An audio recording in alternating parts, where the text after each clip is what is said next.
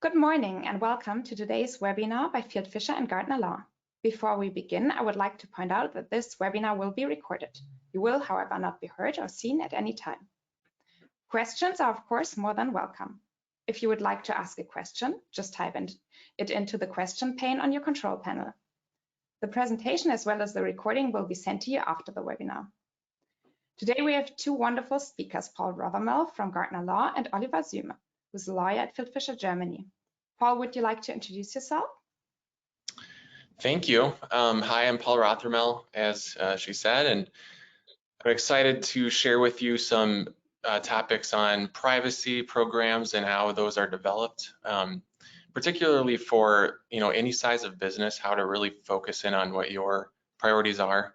I have a long history of working with privacy programs from large organizations in med tech and in healthcare in general. And then I've also had an opportunity to look at a large number of smaller privacy programs through those roles, and really want to share some of those insights with you today.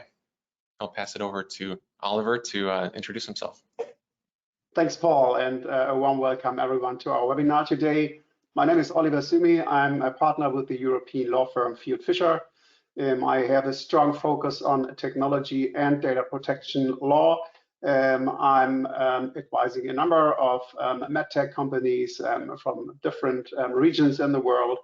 And my particular focus today will be the consequences and impact of the so-called Schrems 2 decision of the European Court of Justice on international data transfer in the health sector. And I don't want to spoil anything, but I can tell you that we have received some exciting news this week, so this webinar is right on time. But before I start, Paul, please, back to you. Thank you. Nice to have everyone here today. I can't see you, but I'm glad to have you on the webinar, and I'm happy to be able to share this information. I'm part of the Gardner Law team. My focus is on privacy program development, anything in that realm, and that's my focus. So I want to talk today about really what is a privacy program, how do you implement one for your business. Maybe you're already implementing one and you are interested in insights into how to do that better, or maybe some ways to strategize that. And I want to share some of my thoughts on that with you today. And also just talk a little bit about some opportunities and ways to do that in a way that fits your business and your specific needs. So why do a privacy program in the first place? Why build one? Obviously, there's a key part of this that relates to ethics and to just doing the right thing. Privacy is something that more and more society is expecting from companies that they work with, and expecting from their relationships. And you can see that picture there. There's a patient. There's a level of trust that we build, especially as healthcare companies, with our patients, with our customers, and privacy is a big part of that. And obviously, as a person that's a patient of someone somewhere, you can respect and understand that as well from a personal level. Another big reason is enforcement in privacy is changing rapidly. GDPR, if you're at all following privacy, you're aware of that. And Schrems 2, as you'll hear about further with Oliver's presentation, there's so much happening in that realm. And if you're not following privacy in a programmatic way, it's very easy to miss some of these key regulations that may apply to you. California's privacy laws have been really groundbreaking in the US. Virginia followed suit recently this year, and then even now Colorado is looking at passing a privacy law potentially, and is making some good progress just this week. So the US is also an emerging and evolving privacy landscape as well. Beyond that, internationally, in India, Brazil, China, the list goes on. There's so many different countries that have started to recognize even more that privacy is a significant and important area to regulate, and that's not going to change. I think we'll see more and more of that across the board. So those are some good reasons to be considering privacy. And then data breaches, and if you're following the news, you're aware of those. That's a big hot topic, and being prepared for that is a huge part of privacy program development and readiness. So we'll definitely talk about that as well. So I'd like to start from just a high level. What is it that makes a privacy program, effective? Obviously, a key part of that is organization of your privacy program and implementation from a top-down sort of leadership standpoint. So what are your goals? What are your vision around privacy? Do you have standards and policies in place? Beyond that, are there any kind of areas of data within your organization that you're not aware of? Have you mapped all of those? Do you discuss privacy risks at high level leadership meetings, executive meetings, board level meetings? And then also, are you addressing kind of from the bottom up the most visible things? What about your privacy policies and opt-ins on websites? Things that consumers and regulators might run across on any given day and raise. Do you have contact points for privacy inquiries? Do you have consent that's documented properly? All of these things that are really visible. So I think we'll talk today first about how do you do this from a top-down organizational standpoint, but also those quick wins and low-hanging fruit that can sometimes be the most visible areas of risk for your company. We'll talk about those as well and how to prioritize those. And as Freya said, feel free at any time to enter a question in the chat and we'll be happy to address those as we go. So what are some key first steps for building your program? No matter where you start or where you're at, you really need your leadership to be committed to privacy. It's an organizational effort. So obviously at one level, an attorney or someone else in your organization could say, hey, I'm going to improve our privacy program. Here's some small things I'm doing, but to really build it and make it a part of your DNA as an organization, you want to have buy-in at the top. So from there, who's responsible for privacy? Someone has to be at some point set as the responsible person to develop that program. And it's not quite the same as appointing, a data protection officer, a chief privacy officer under these regulatory schemes. It's really about just who's going to start this process and develop this program. And a key part of that then is, what are the goals for your program? You might think of your company as maybe it's a smaller organization that's thinking about risk and compliance in terms of we need to manage our resources really well to grow. You might sort of look at this as we need to be compliant, but we maybe don't have the resources to develop a brand around privacy. Maybe you're a little bit more advanced and you're thinking, and you might think of like Apple or some other companies that have put privacy at the forefront of their branding, but maybe that's your goal. That will really drive your decision-making around what to invest in and how to approach privacy. So we'll talk a little bit here about just what might a policy do for you around privacy. I really encourage, once you have your goals kind of in mind at a high level, implement some privacy policy that defines for your company what are our values around privacy, our goals. Do we want to be evaluating privacy risk, during design phase of our products? Do we want to ensure that all of our patient data is secure and handled in a way that builds trust with patients? These are high level. They don't get into the nuts and bolts of how that's done. It just says this is our purpose and our plan. Beyond that, some strategies. Once you have those main policies in place, how do you implement that? Do we require all of our externally facing websites, mobile applications, ways that patients or customers interact with us? Do they have these privacy statements? Do these meet the criteria that we've set in place? Do we require these specific kinds of privacy risk assessments for products? These are all kind of practical ways of implementing our goals and values into our privacy footprint and how we use personal data and information. So top down, there's a key part of this is policy. Another key aspect of any privacy program is data inventory. What is in your organization in terms of data? Do you have systems? Do you have processes, applications, websites? Go down the list. Thinking about what's there. It might be HR systems. It might be your patient information. Maybe you have a CRM system with customer contact information. Whatever that is, coming up with an inventory of what you have and finding a way to assign attributes and understand what's there, how are we using it, where is it going, do we dispose of it at any point? Kind of evaluating your ecosystem. That's a key part of this as well. And you'll see that picture there of a pipe, and I really think a good analogy to this is plumbing and other kind of things within a home or a building. You know, they have different purposes. When you run water through your home, that's for one purpose. When you run, you know, gas or natural gas into your home, different purpose, different piping, and similarly, data can be kind of ascribed that way. And you want to understand what's there, where does it come in, how do we shut it off, what sort of controls are in place to protect us in that. So this is a key part of understanding your business. So now that you've understood where is everything, what do we have, we want to look at sort of jurisdictional. So you might be working in certain countries or interacting with patients or customers in different countries, different jurisdictions, states.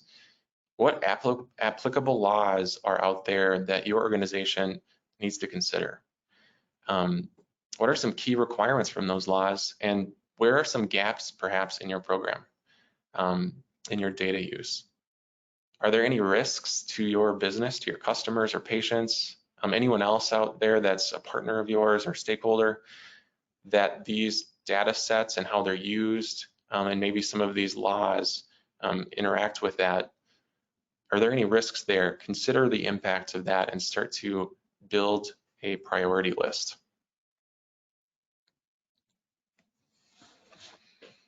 So you understand the law, you're prioritizing. You want to resolve some of the issues that are most relevant to your business. It can be overwhelming after doing something like a gap assessment to really tackle everything. You might have, you know, requirements in California, in Europe, in different jurisdictions based on your business, and trying to prioritize those and determine what is most important.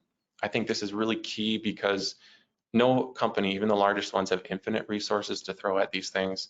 So pick your priorities and then focus on those. And that goes back to, what are your goals? What are your intended outcomes from this process? And then over time, your continuous improvement will get you closer and closer to kind of that comfort level of compliance with really any privacy standards that come along. So I have an example here. Maybe you identify these two potential gaps in your processes. You know, the CCPA requires a web form for opt-out requests. Suppose you don't have that in place and you have some interaction with California residents that leads you to believe you're out of compliance there. You've identified you don't have a procedure for data subject requests from the European Union, so you may have some compliance concerns there. You have, you know, a certain amount of resources available to start tackling these issues.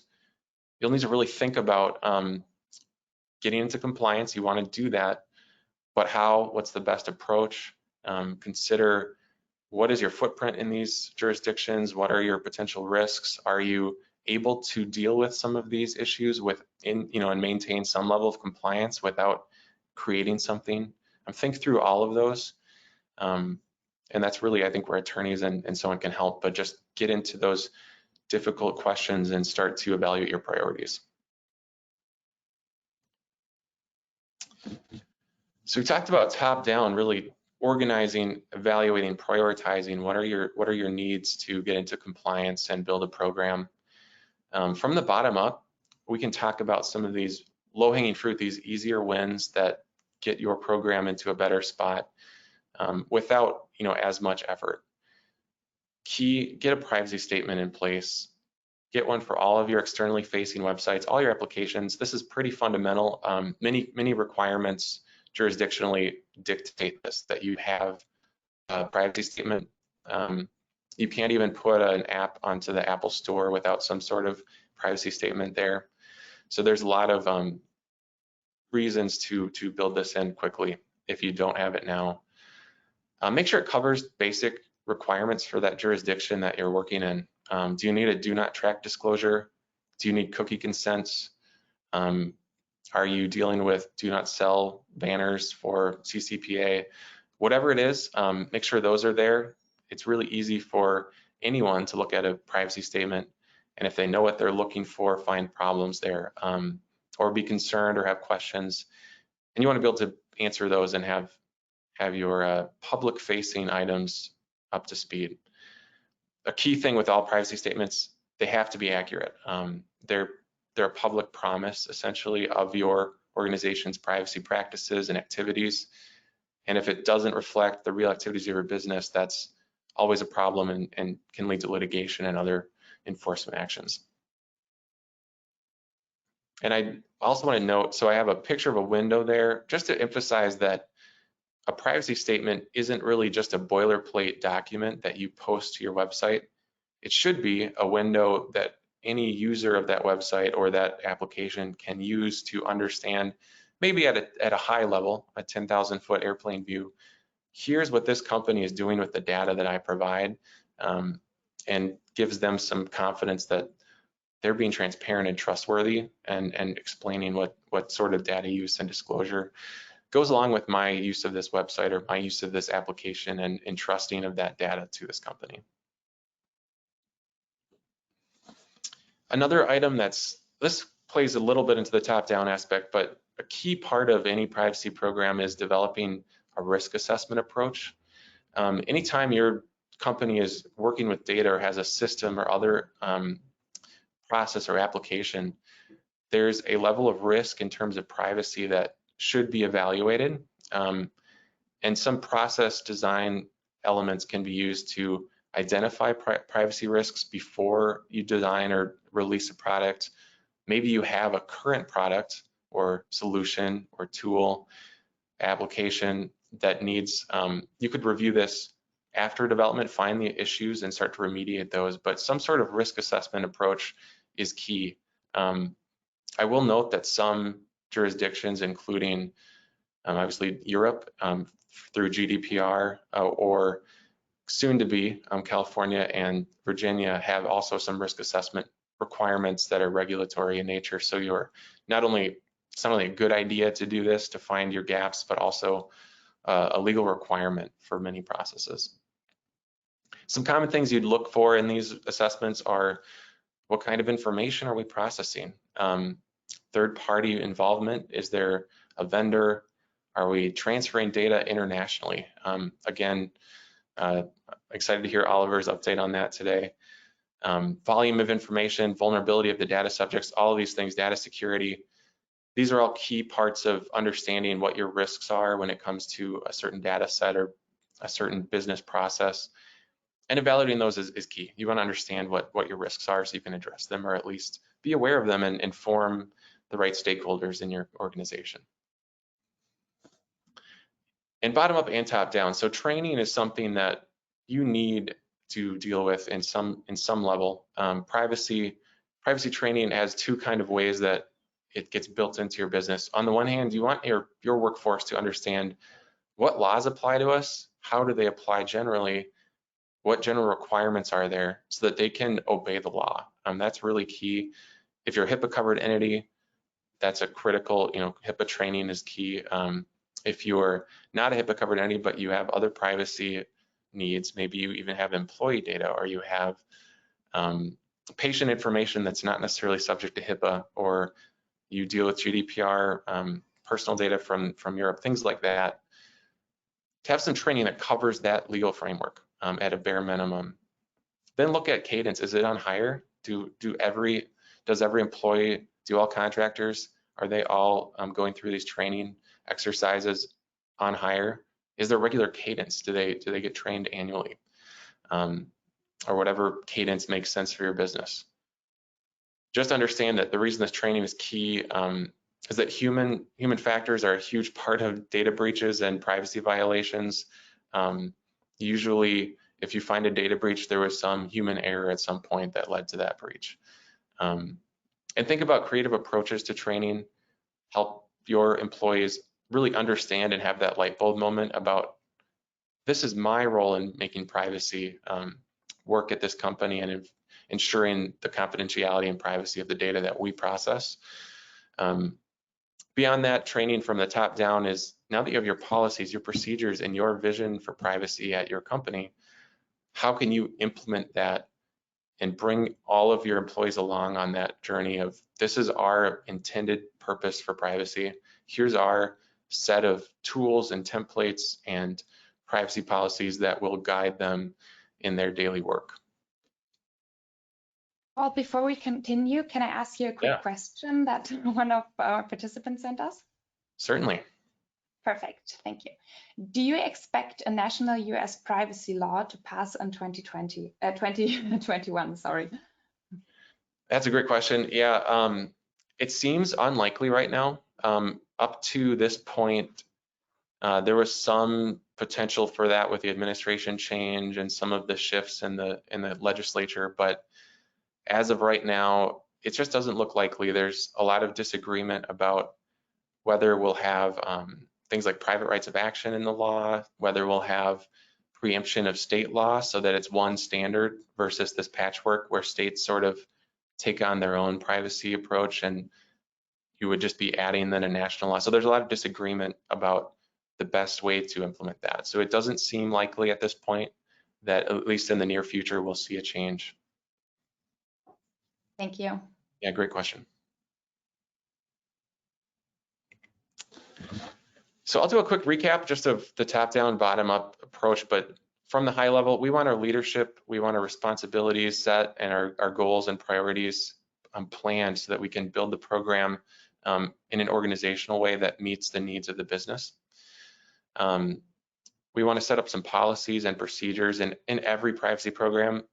Obviously, the level of those and the detail and how many are needed and what they do varies by company, and that's where I think some of the right sizing is really helpful.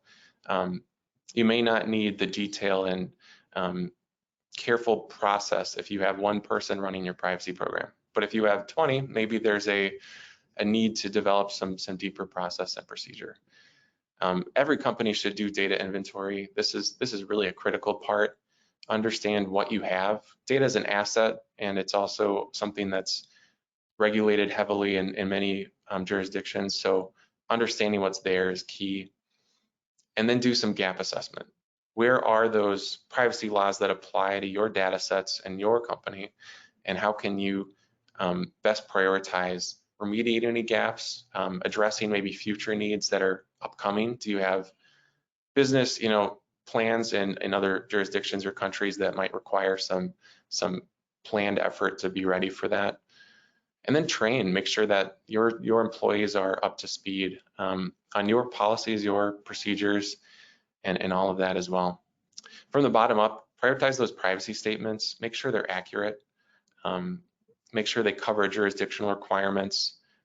Also look for opportunities to do risk assessment of your products, of your systems, and make sure that there's not any gaps that will lead to privacy violations or breaches within that, within those tools and processes that you use and develop. And then of course, train, make sure that your staff are up to speed on requirements across the board. So after that, and I'll just close here with a couple more slides, but now that you have a program of any size, build some periodic auditing into that so that you're checking against your documented process and make sure it actually aligns to what you're doing. Make sure that your program is able to evolve and address new requirements and issues. As Oliver's going to share today, there's some big changes and they happen often in privacy right now. Make sure that you're following those in some way or have some way to monitor and update all of those policies. And then as you mature your program, you're starting with basic tools. You maybe have a template for contracting, you have a template for your privacy notices and all of that. Over time, you want to develop some repeatable process that becomes more and more mature and eventually something that you can measure. Ideally, you're able to report on privacy risk at a regular cadence to your leadership. in a way that makes sense, and gives value to their decision making. So that's a sign of maturity in your program. Now you're probably thinking, what about security? Paul didn't mention that at all. I'll just touch on it briefly. It's kind of its own domain in some ways, but I will say, as you develop a privacy program, don't neglect the security aspect of privacy. Privacy is all-encompassing in a lot of ways, and security is a key part of that and goes beyond privacy in other ways. Data security is a lot more than just compliance. If you're building your security program or trying to develop security just to minimally comply with the law, you're kind of missing the key purpose of security. Security measures are about your company's risk management around data and security of its systems. And it extends into the privacy realm, but it's really more than just that. And a lot of it's around risk management, risk-based controls, ensuring that you are not, the next victim of a data breach or are missing some key thing that an insider threat takes advantage of. There's a lot of different ways that security can make your business stronger. And I would also say, don't reinvent the wheel. There's not really a lot of good in just inventing your own security approach. There's tried and tested ways to develop a security program. And you can start with things like the FTC guidance or go to a variety of different resources to understand, what is a security program? What are some key controls and some of those things as well. So I'll stop for a second. Any questions? Anything that anyone has to ask here? We haven't received any more questions yet, but actually, yes, there's a question coming in now. What programs specifically to look at to start? What programs to look at specifically to start? I'm sorry, I'm not sure if I'm following the question.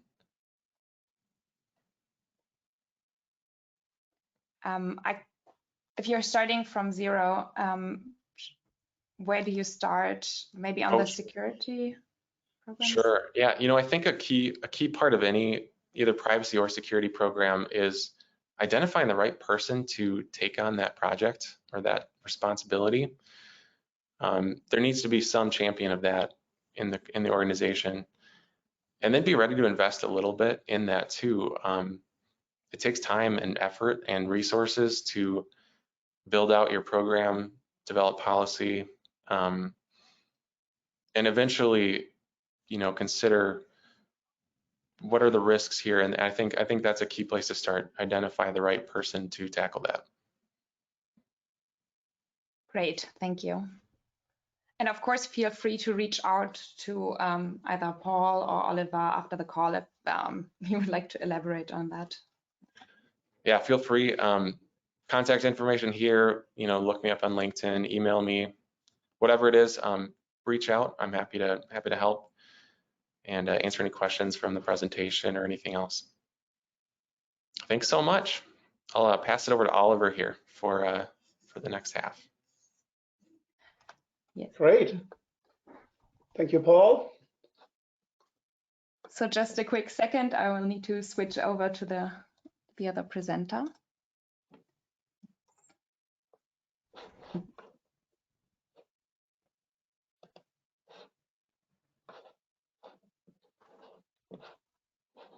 Looks good. Does it? Okay.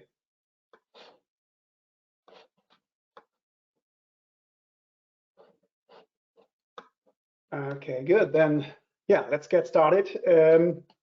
I will speak about the consequences and impact as already announced in the beginning of the Schrems 2 verdict of the European Court of Justice for international data transfer. And as I already mentioned in the beginning, we really received a number of interesting news this week from the European Commission, but also from a number of data protection authorities here in Germany.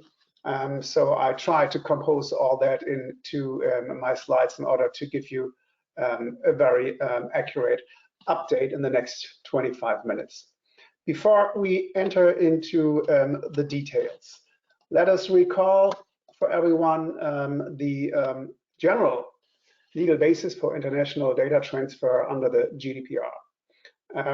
You might be aware of the fact that there are a number of legal bases, but first and foremost, it is important to distinguish between the legal basis that you need under the GDPR for any processing of personal information. That needs to be separated from the question of international data transfer. That means you always need a legal basis for the data processing per se. In the moment where you transfer data to a third-party country, you need an additional legal basis, and you see the different possibilities here on that slide.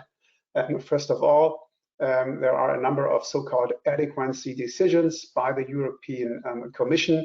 Those decisions count, of course, for all countries that belong to the European Economic Area. But also, there are individual decisions about countries like Argentina, Canada, Japan, or Switzerland, where the European Commission has officially approved that the legal framework for data protection in those countries has more or less the same level as the key requirements in Europe under the GDPR. So if a country is subject to such an adequacy decision, you can transfer data to such countries without any additional requirements. The second column really is, in practice, the most important one, because if you do not rely on an adequacy decision, you have basically two options. You can make use of the so-called Standard Contractual Clauses, the SCCs.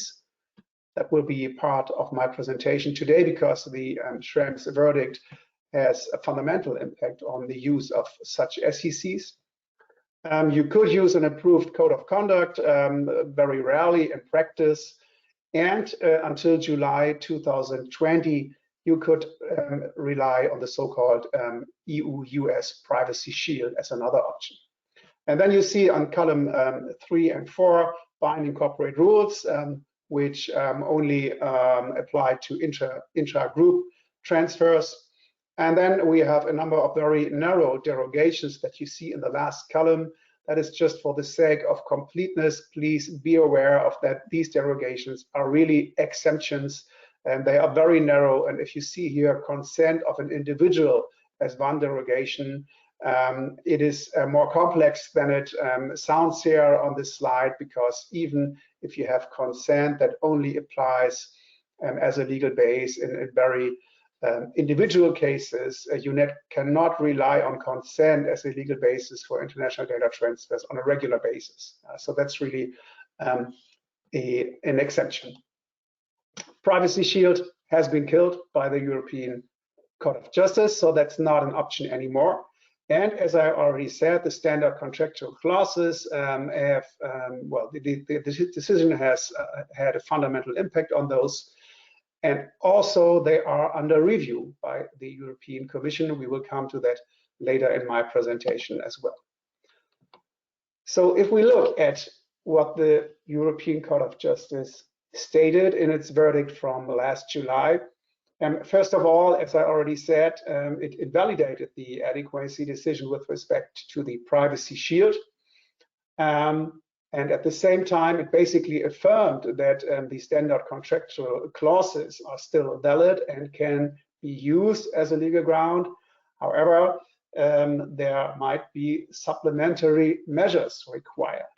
And that is really the key consequence that brought a lot of uncertainty to many clients, also to many lawyers, very frankly, because these supplementary measures is really what the discussion is about currently. And as you see in the second section of this slide, the verdict of the European Court of Justice explicitly dealt with the legal framework for data, or in this case for data surveillance in the US. So the verdict has, of course, impact and consequences for the data transfer to any third party that is not subject to an adequacy decision. But it has in particular a huge impact on data transfers to the US, because it explicitly refers to a number of surveillance acts that are applicable in the US, in particular Section 702 of the Foreign Intelligence Surveillance Act, the FISA, and the executive order that governs certain state surveillance measures by US authorities. And the European Court of Justice very clearly said that this is not regarded as proportionate from a European perspective, so it's not does not comply with the data minimization principles and other principles under the GDPR. On the next slide, I have quoted some sections from this verdict. First of all, the court says that since by their inherently contractual nature, standard data protection clauses cannot be binding to public authorities of that country, it may prove necessary to supplement the guarantees contained in those standard contractual clauses. And then in the second section, the court has been even more specific. And you see here underlined the last half sentence of this section. That is really the argument of the Court of Justice why the adoption of supplementary measures might be required by the controller in order to ensure compliance with regard to the level of data protection. The standard contractual clauses are a contract, and obviously they are not able to be binding to any authority. And that's why, in particular, with regard to data transfer to the US, you need to have additional measures in place. We will come to the question how these measures can look like and what you have to do in order to comply with these requirements. So shortly after this verdict, we received the first recommendation or guidance in Europe by the European Data Protection Board. That is the top European watchdog for data protection. It's the umbrella association of all the European data protection authorities. And they provided their recommendations in November 2020 and provided the market with a series of steps that one needs to follow in order to assess what kind of supplementary measures need to be put in place.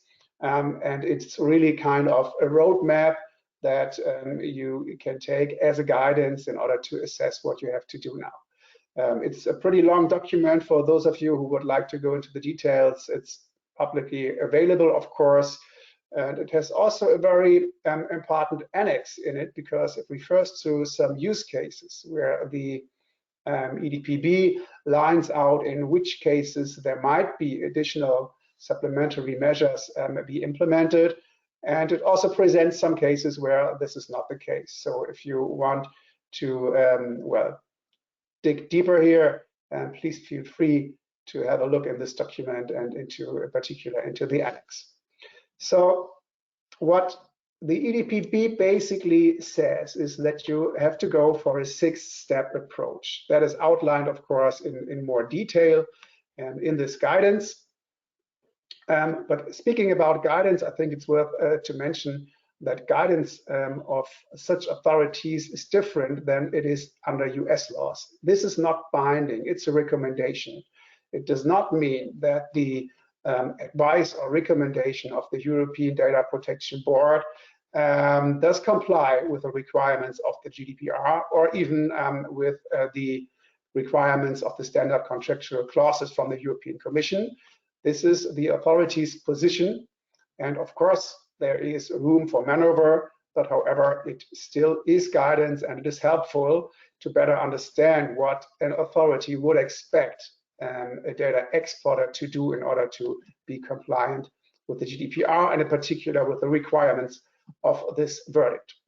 So you see the 6 steps here. I will not go too much into the details. The only thing that really is important is this has to be carried out, of course, on a case-by-case basis. And that does not only mean that depending on the transfer as part of a certain business model or the international data transfer you might have within a group of companies, or in cases where you, from a European perspective, make use of the services of a US supplier where you would use these services and data from European data subjects would be processed. There are so many different scenarios that this assessment that you have to carry out here, transfer impact assessment, TIA, and you will hear that very often in practice, can look very different depending on, again, the case, the business model,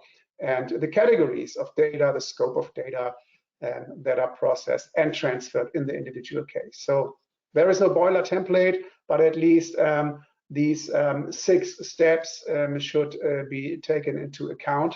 And it's also very important that you document this assessment. That is one of the key principles, as you might know, of the GDPR.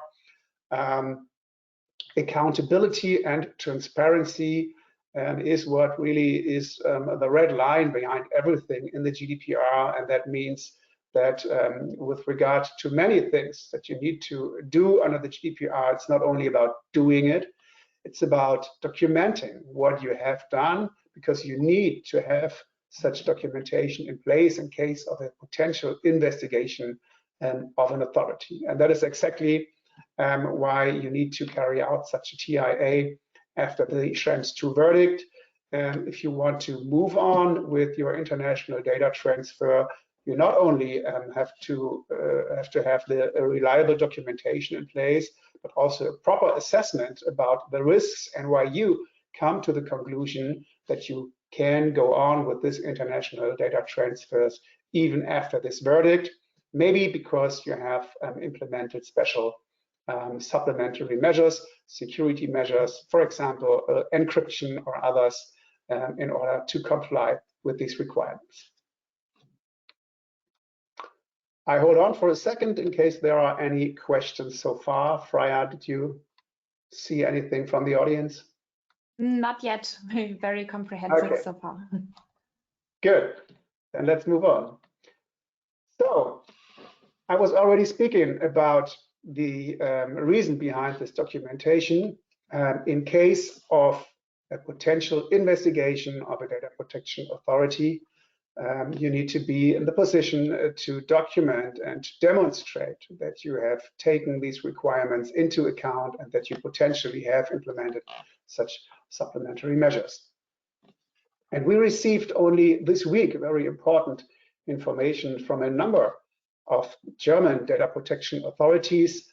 It's important to explain here that different than in other European countries, in Germany, we have a lead data protection authority for every federal state, and not only one federated agency. We do have a federation agency as well, but this one has other competences. For everything that is important for us here today, we have to deal with one of the regional or state data protection authorities. And if, for example, your European entity has its headquarters in Berlin, then the Berlin DPA would be the competent authority for that entity. And what happened last week is that until today, 7 German DPAs decided to work together and in a common and cooperative approach announced that they will start to investigate now in German companies in order to check if they have complied with the requirements of the Schrems 2 verdict. Just to recall, we already have it in place now for almost 1 year. The verdict is from July 27. So you can take that as an unofficial grace period, but now obviously things become serious, and you see the translated version of the press information here of the Berlin Data Protection Agency, and they will start with their investigations now in order to, well, enforce this verdict and the Schrems 2 decision. The interesting thing is that the authorities are very transparent about what they plan to do. You see the 1, 2, 3, 4, 5 cases that they will have a closer look at now. They will look at companies that use mail hosting providers, of course, only if those mail hosting providers provide their services from a third-party country. And they will look at web hosting providers. They will look at the use and implementation of all kind of web tracking technologies, again, provided that those technologies are operated from a supplier of a third-party country. And what I consider of particular importance is everything around job applicant data. You might know, or maybe you use such providers for your own company or business. There are a number of companies that rely on external services for the organization and processing of data of job applicants. That will be subject to the investigation. And for the bigger companies, very important, the intergroup data transfer, in particular, again, in the context of business, but also of employment data and processing data in the employment and HR context is really one of the top risks that you can face when it comes to international data transfer. And I know from a number of bigger clients that many US companies, but also from other third-party countries, tend to process and administer all data of all global employees in centralized databases at the headquarters of the parent company. So if that should be the case with your company, and that is something that is important to consider, of course. The interesting thing is that the authorities not only announced in which parts of business or in which processes they will investigate, but they also published the questionnaires that they will send out. So that is really very transparent. We have very briefly translated these 6 different questionnaires into English language, and I have copied some of these questions on this slide because that really puts us in the position to get prepared. And it's very important that you see from the structure of the questions here on this slide what the authorities will see, so that can really be taken as a practice test, and you can get prepared. And that also demonstrates how the European authorities might investigate and what questions they will ask, maybe also in other investigations. So what you see here is that they will ask in very detail about if you have checked the provision of the relevant third-party country's legislation in order to assess if this complies with the data protection standards in the EU. And they explicitly refer to the monitoring and surveillance laws in the US, because again, that has been part of the decision of the European Court of Justice, and ask if you have assessed for these certain services what this means in terms of the risk of international data transfer. And then they want to see, of course, your transfer impact assessment. So if you have a look here at question 10, if you have come to the conclusion that the recipient cannot guarantee the fulfillment of the contractual obligations under the STC, SCC here, by the way, means the SCCs, that's a translational issue here.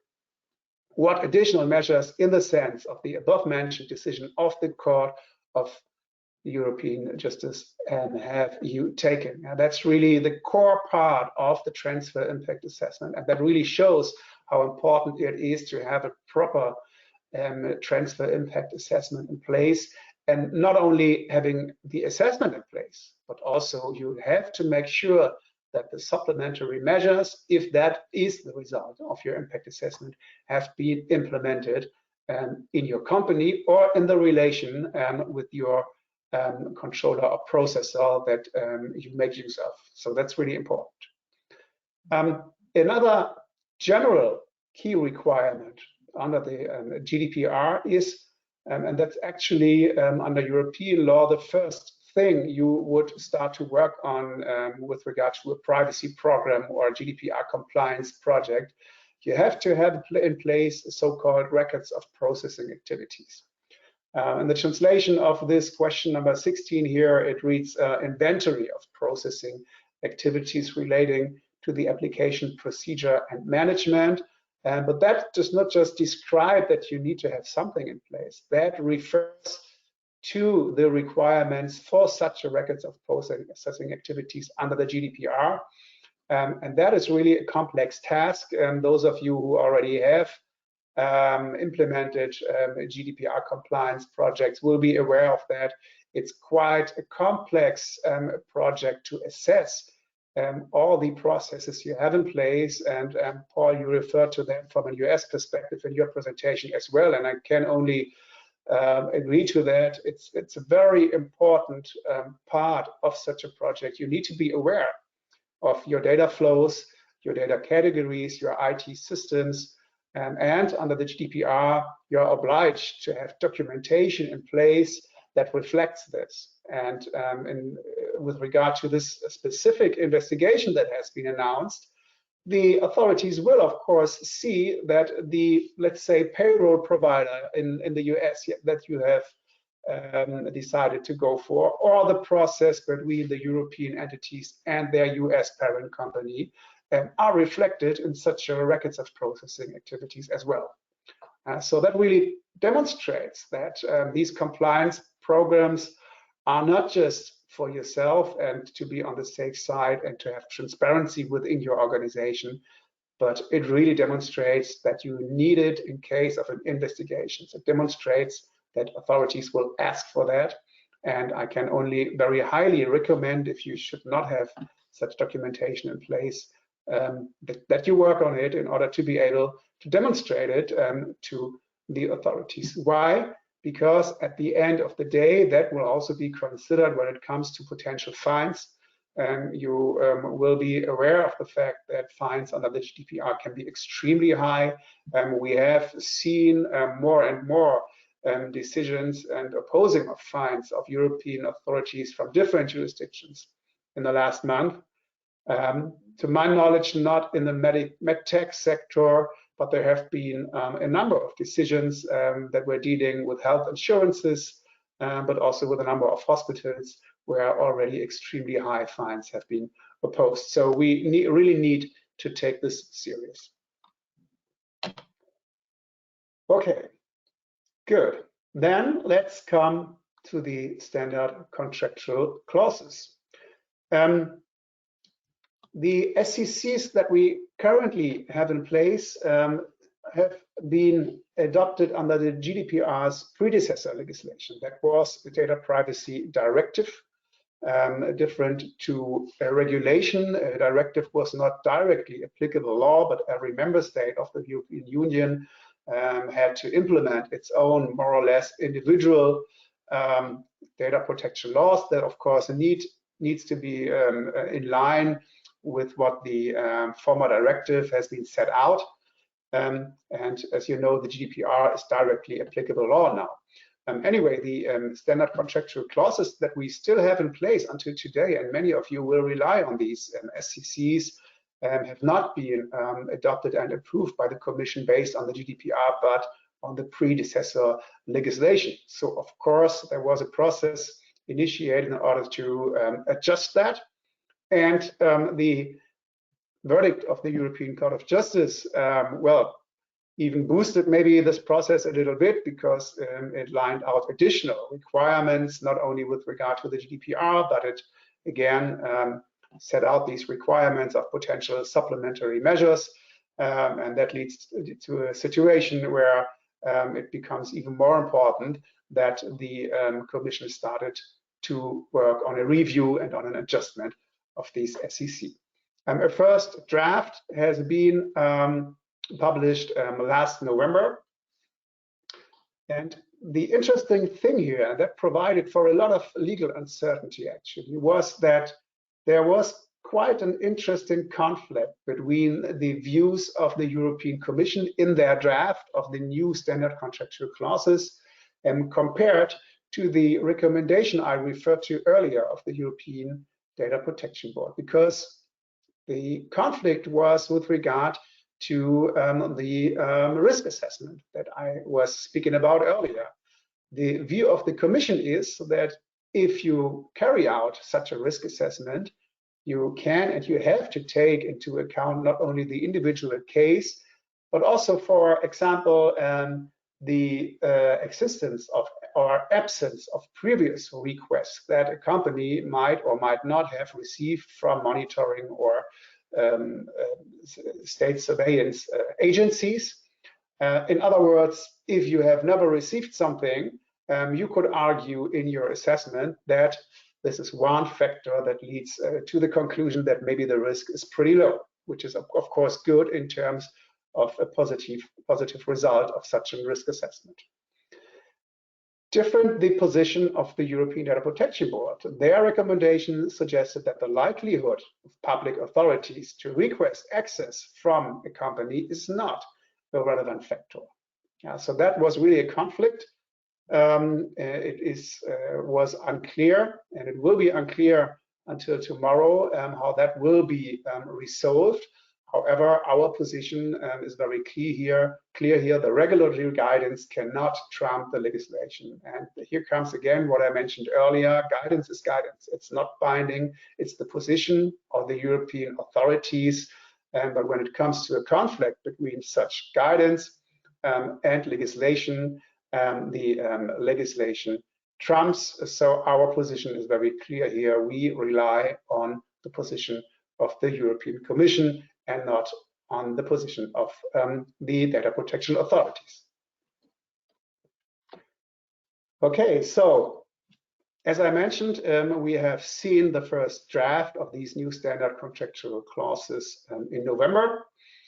So what changes? I will just refer here to some key changes. It's very interesting that the new draft SCCs adopt kind of a modular approach. They want to enable data exporters and importers to choose exactly the clauses that are relevant to the types of transfer you engage in. That can be very different, as I already mentioned. It's a case-by-case decision. And in the future, you will have a kind of tool in place that covers all these different transfer scenarios. And while under the still current version, so the SCCs, it was only covered the scenario of a controller to processor relation and a controller to controller relation. And there is much more flexibility in the new set of the SCCs, because that will cover also processor to processor and processor to controller relations. And the new draft does not require the data exporter to be established in the European Economic Area. That's an important improvement as well, because those situations have not been covered by the current version of the standard contractual clauses. And then, and that is really important and will remain important for the future, there are extensive Schrems 2 obligations in these new draft. In other words, the European Commission has, of course, not only taken into account the GDPR requirements, but explicitly refers to the requirements of the Schrems 2 decision. And that means, first and foremost, that you have to undertake a transfer risk assessment in all cases, which can be made available to the competent authority on request.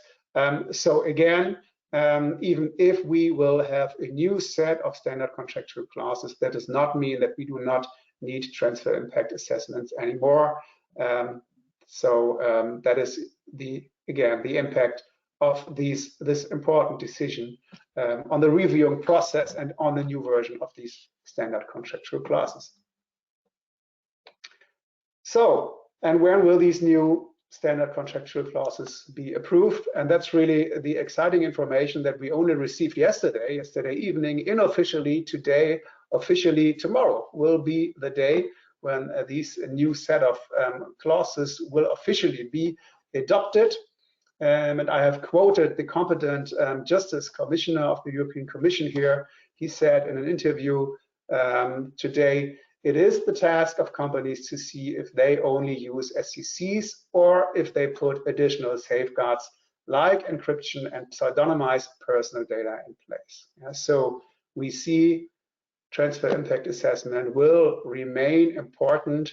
And of course, with regard to data transfers from Europe to the US, I assume nothing will change. You can, of course, rely on the new set of SCCs, but you will, in addition, and the SCCs will require you to do so, have to carry out a transfer impact assessment. And then the question that remains was, what about the conflict? The conflict between the SCC's recommendation and the EDPB recommendation with regard to how to carry out this risk assessment. What can you consider, what not?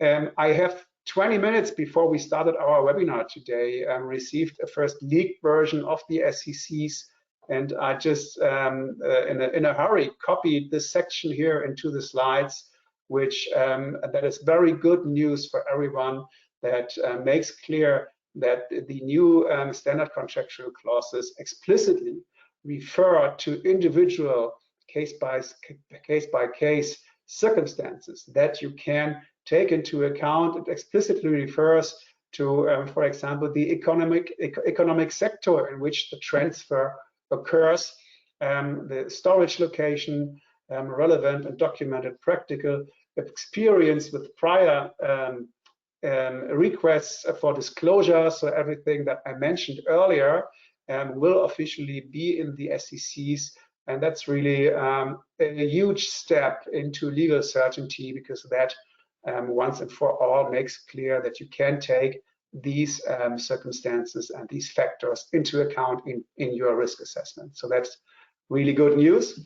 And yeah, we are all looking forward to the official version tomorrow, that will be adopted tomorrow, which means for everyone of you who is relying currently on the current version of the SCCs, you can start to adapt your contracts from tomorrow on.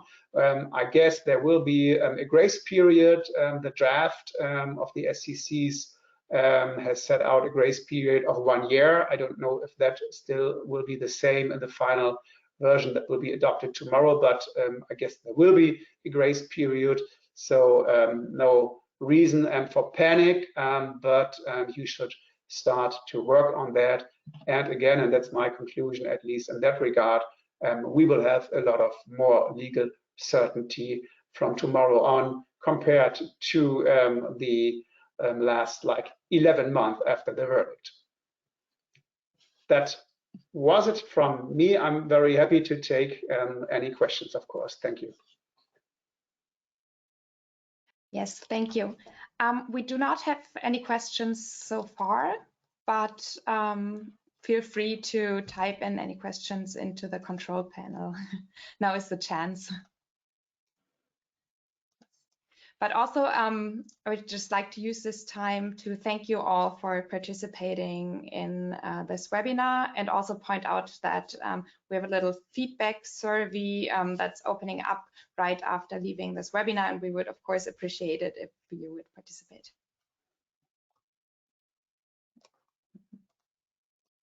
And also thank you to the speakers, of course, Paul and Oliver.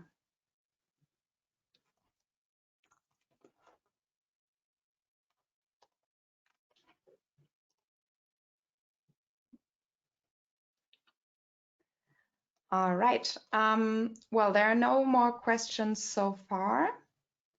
So you will receive the presentation and also the recording of this webinar within the next days. And of course, feel free to get in touch before that if you'd like.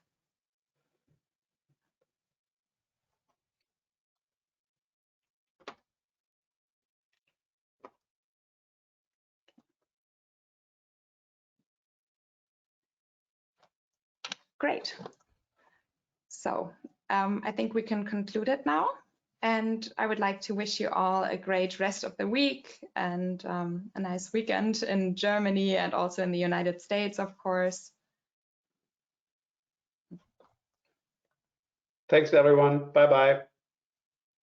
Thank you. Thank you. Goodbye.